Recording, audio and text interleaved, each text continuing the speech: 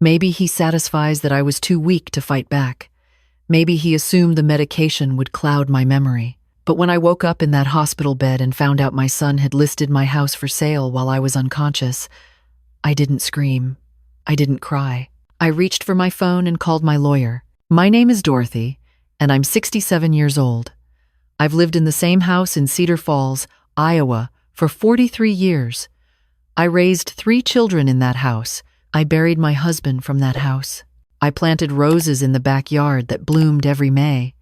And I knew which floorboard creaked near the bathroom and which window stuck in the summer heat.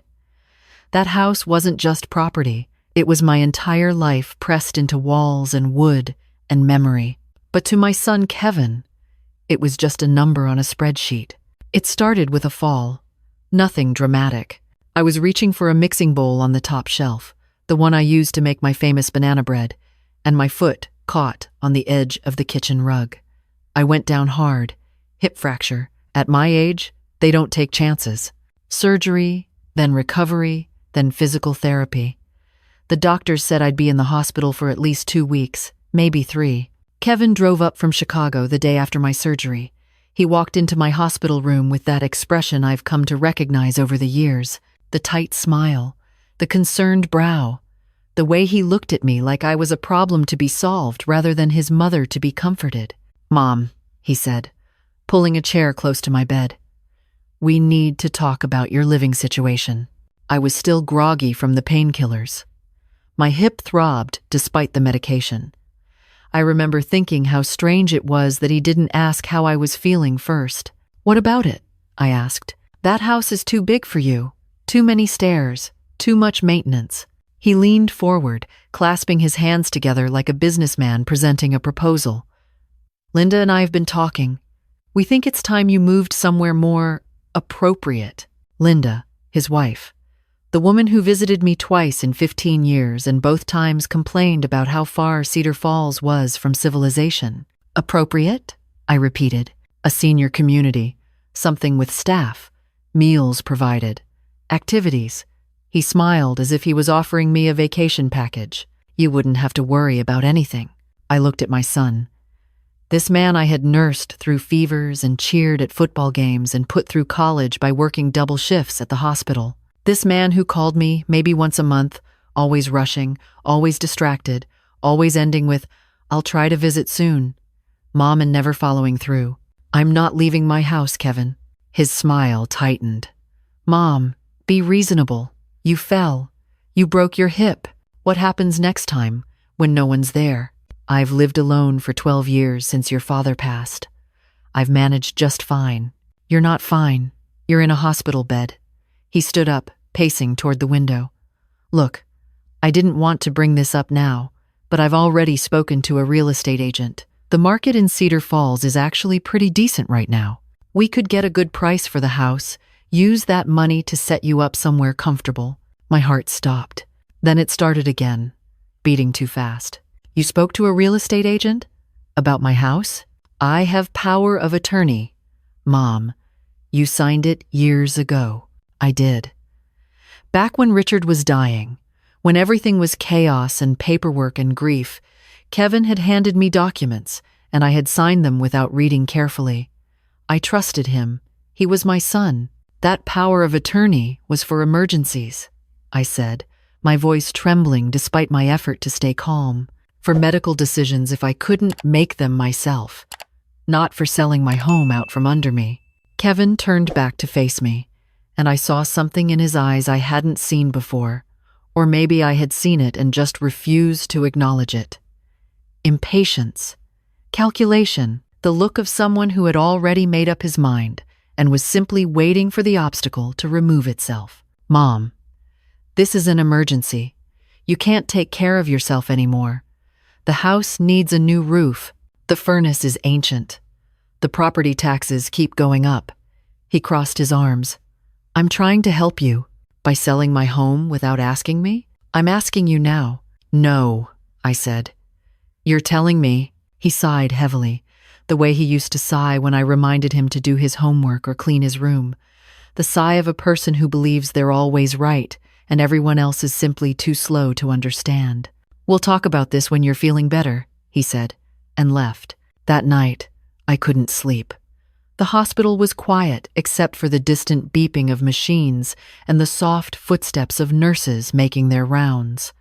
I lay there in the darkness, thinking about my house, about the garden I had spent 30 years cultivating, about Richard's workshop in the garage, still filled with his tools exactly as he left them, about the marks on the doorframe in the kitchen where I had measured my children's heights as they grew. I thought about Kevin as a boy, back when he used to hold my hand crossing the street, back when he would crawl into my bed during thunderstorms, back when he looked at me with love instead of inconvenience.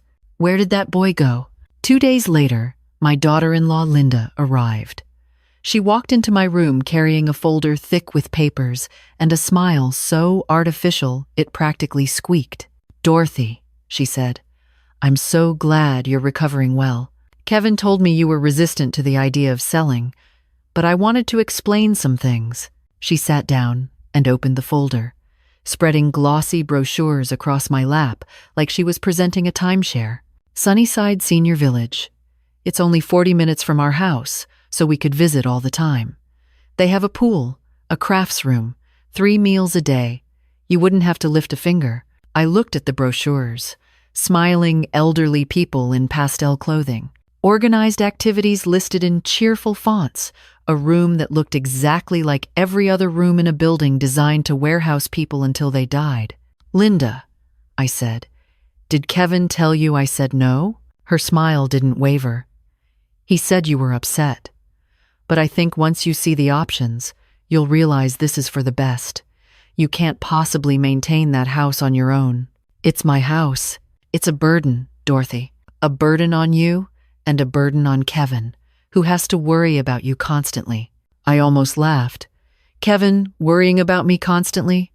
Kevin, who forgot my birthday last year until I called him. Kevin, who didn't come to visit when I had pneumonia 2 winters ago because he was swamped at work. "I appreciate your concern," I said, keeping my voice steady. "But my answer is still no." Linda's smile finally cracked. Just a little. Just enough for me to see the frustration underneath. "You're being selfish," she said. "You're putting your attachment to a building ahead of your family's peace of mind." I looked at her for a long moment. This woman, who had never spent more than 2 hours in my home, this woman who complained about my cooking, criticized my decorating, and once told Kevin that my Christmas gifts were thoughtless.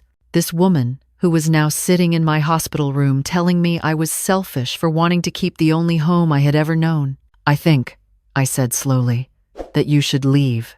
She gathered her brochures stiffly. "Kevin won't be happy about this. Kevin can talk to me himself." She left without saying goodbye. The next few days blurred together. Physical therapy sessions, doctor consultations, medications that made me drowsy, and medications that kept me awake. Through it all, I kept thinking about my house, kept calling my neighbor Edith to check on the roses, kept waiting for Kevin to call or visit again. He didn't, but my granddaughter did.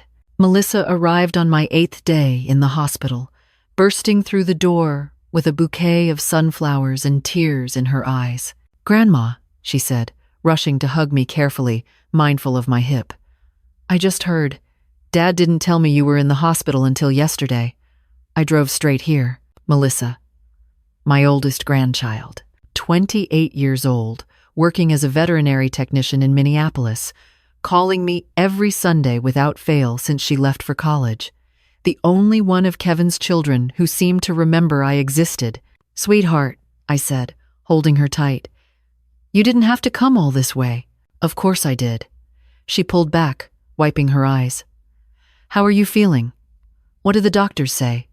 Do you need anything?" For the first time since my fall, I felt tears prickling my own eyes. Not from pain, not from frustration. From the simple, overwhelming relief of being seen, of being asked how I felt before being told what to do. "I'm better now that you're here," I said. We talked for hours about her job, her boyfriend, her apartment with the leaky faucet she'd been meaning to fix, about her memories of spending summers at my house, picking tomatoes from the garden and making jam with me in the kitchen. I miss those summers, she said. I miss your house. Your father wants to sell it. Melissa went still. What? I told her everything. The power of attorney, the real estate agent, Linda's brochures, the way Kevin looked at me like I was a line item on a budget to be cut. When I finished, Melissa's face was hard with anger. He can't do that, she said. That's your home. He can't just take it from you. He has power of attorney. Power of attorney isn't ownership. You're not incapacitated, Grandma. You're recovering from surgery. You're completely lucid. She pulled out her phone. I'm calling a lawyer. Melissa. No, this isn't right. I'm not letting Dad do this to you. That phone call changed everything. Melissa's lawyer friend explained that power of attorney in Iowa requires the agent to act in the best interest of the principal. Selling someone's home against their explicit wishes while they're lucid and competent could be challenged as a breach of fiduciary duty. More importantly, she explained that I could revoke the power of attorney entirely. That afternoon, with Melissa beside me and a notary from the hospital's legal department present, I signed new documents. Kevin was no longer my agent. Instead, I appointed my daughter Barbara, who lived in Denver and had always respected my choices, even when she disagreed with them. I also called my own lawyer, the one who had drafted my will years ago, the one Kevin didn't know about. I want to make some changes, I told him. 3 days later, I was discharged to a rehabilitation facility for 2 weeks of intensive physical therapy. Kevin called once during that time, his voice tight with controlled anger. Mom, I heard you revoked the power of attorney. I did. Why would you do that? I was trying to help you. You were trying to sell my house without my consent. That's not help, Kevin. That's theft. Silence on the line. Then, that's a bit dramatic, don't you think? Is it? You talked to a real estate agent about my property while I was lying in a hospital bed. You didn't ask me. You didn't discuss it with me. You just decided because you're not thinking clearly. You're too attached to that house to see reason. It's my house, Kevin. My decision, not yours. Fine. His voice went cold. Do what you want. But don't come crying to me when you fall again and there's no one there to help. I won't, I said, and hung up. The rehabilitation center was hard. Every day, they made me walk further, stretch more, work through pain that made me want to give up. But every time I wanted to quit, I thought about my house, about my garden, about the way Kevin had looked at me like I was already gone and he was just waiting for the paperwork to go through. I wasn't going to prove him right. Melissa visited every weekend. Barbara flew in twice to check on me and handle the new power of attorney paperwork. My other son, Timothy, called from California and apologized for Kevin's behavior. He's always been like this, Timothy said. Even as a kid, he thought he knew better than everyone else. I know, I said. I just hoped he'd grown out of it. Some people don't grow, Mom. They just get older. After 3 weeks, I went home. My home. Melissa drove me. And when we pulled into the driveway, I actually cried. The house looked exactly the same. The white siding I needed to repaint next summer, the black shutters, the American flag hanging by the door. Edith had been watering my roses, and they were blooming their heads off. Inside, everything was where I left it. Richard's recliner by the window, the photos on the wall, the kitchen with the rug that tripped me, now replaced with a non-slip mat, courtesy of Barbara. I was home, but I wasn't naive. I knew this wasn't over. The first sign came 2 weeks later. A letter from a real estate company, addressed to me, saying they understood I might be interested in selling and would love to discuss options. I threw it away. The second sign came a month after that. Kevin called, his voice suddenly warm and friendly. Mom, I've been thinking. I was too pushy before. I'm sorry. Thank you for saying that. I just worry about you, all alone in that big house. What if you had a roommate? Someone to help around the house, keep you company? I'm fine, Kevin. Linda has a cousin. She's a lovely woman, very quiet. She could move into the spare room, help with groceries and cleaning, and you wouldn't have to pay her much, just maybe sign over a small portion of the property to compensate for her time. I hung up. The third sign came 3 months later. A man knocked on my door, said he was from the county assessor's office, asked if he could come in and look around. I asked for identification. He fumbled, said he'd left it in the car, and drove away when I told him I'd wait. I called the county. They had no record of sending anyone. I called Melissa. "Dad's not going to stop," she said. "As long as you have that house, he's going to keep trying. What do you suggest I do?" She was quiet for a moment. Then, "What do you want to do, Grandma?" I thought about it. I thought about Kevin as a boy, and Kevin as a man, and the vast, disappointing distance between those two people. I thought about Linda and her brochures. I thought about the fake assessor and the real estate letters and the endless, exhausting pressure to give up and give in.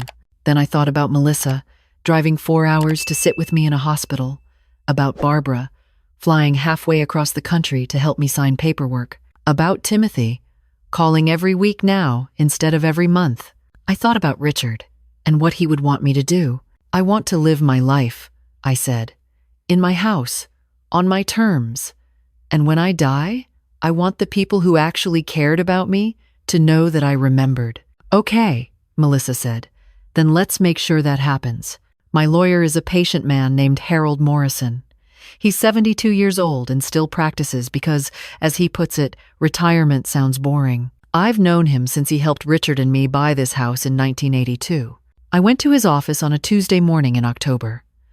The leaves were turning gold and red, and the air smelled like apple cider and wood smoke. I wore my best dress, the navy one with the white collar, because I wanted to feel like myself. Not a patient, not a problem, just Dorothy. Harold had the documents ready. "You're sure about this?" he asked, peering at me over his reading glasses. "I've never been more sure of anything." He nodded and slid the papers across the desk. I read every word. Then I signed. My new will left nothing to Kevin. Not the house, not the savings, not my mother's jewelry or Richard's watch, or any of the things Kevin had probably already appraised in his head. Everything went to Barbara, Timothy, and my grandchildren. Melissa got the house specifically, with instructions that she could live in it or sell it as she chose, but that Kevin was to have no involvement in the decision. I also added a letter to be read at the reading of the will. Harold thought it was unusual, but he included it as I asked. The letter said this: "To Kevin, I loved you from the moment you were born. I loved you through tantrums and teenage years and every disappointment. But love does not mean allowing someone to take what isn't theirs. You tried to sell my home while I was sick and scared and alone. You looked at my life and saw only an obstacle to your convenience. I forgive you for this, because holding on to anger is exhausting, and I don't have time for it, but I will not reward it. I hope someday you understand the difference between caring for someone and controlling them. I hope you learn to see people instead of problems. But I won't be here to teach you. Some lessons you have to figure out on your own." Harold sealed the documents. I went home. That was 8 months ago. Since then, I've had a new roof put on the house, paid for from my savings. I've hired a young woman named Rosa to help with cleaning twice a week, and I pay her fairly because she's a person, not a charity case. I've started a small container garden on the back patio because bending is easier now, but I still miss the dirt under my fingernails.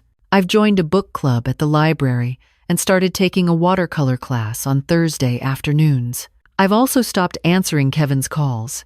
He figured out something was wrong when I didn't invite him for Christmas, when Barbara let it slip that I'd updated my will, when his messages went from demanding to pleading to angry to silent. Last month, he drove up from Chicago unannounced. I saw his car pull into the driveway, and I didn't answer the door. He knocked for 10 minutes, then stood in the yard, shouting my name while the neighbors watched. Eventually, he left. He sent me a letter afterward. 6 pages, handwritten. I read it once, then put it in a drawer. It was full of accusations and apologies and explanations, But not once did he say he was wrong. Not once did he acknowledge that I had the right to make my own decisions. It was all about how I was hurting him, about how I was being unfair, about how he only wanted what was best for me. He still doesn't understand. But that's not my problem anymore. My problem is deciding what color to paint the kitchen next spring. My problem is figuring out how to keep the deer from eating my tomatoes. My problem is whether to take the trip to Arizona that Barbara keeps suggesting, or stay home and watch my roses bloom. These are good problems, easy problems.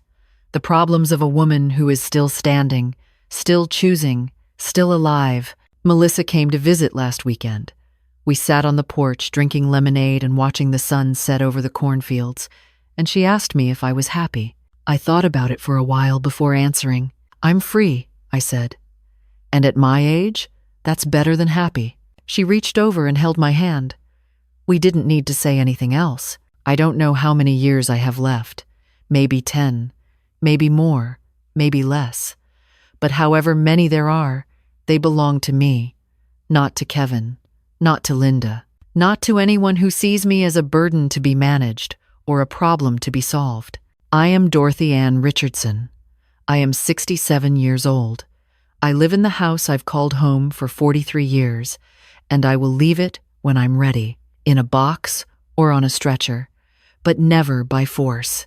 My son tried to take my home. He thought I was too old and too weak to stop him. He was wrong. If you're listening to this and you're going through something similar, if someone in your life is trying to shrink you down to fit their idea of what you should be, I want you to know something. You are not a problem. You are not a burden. You are a person with rights and dignity and a voice that deserves to be heard.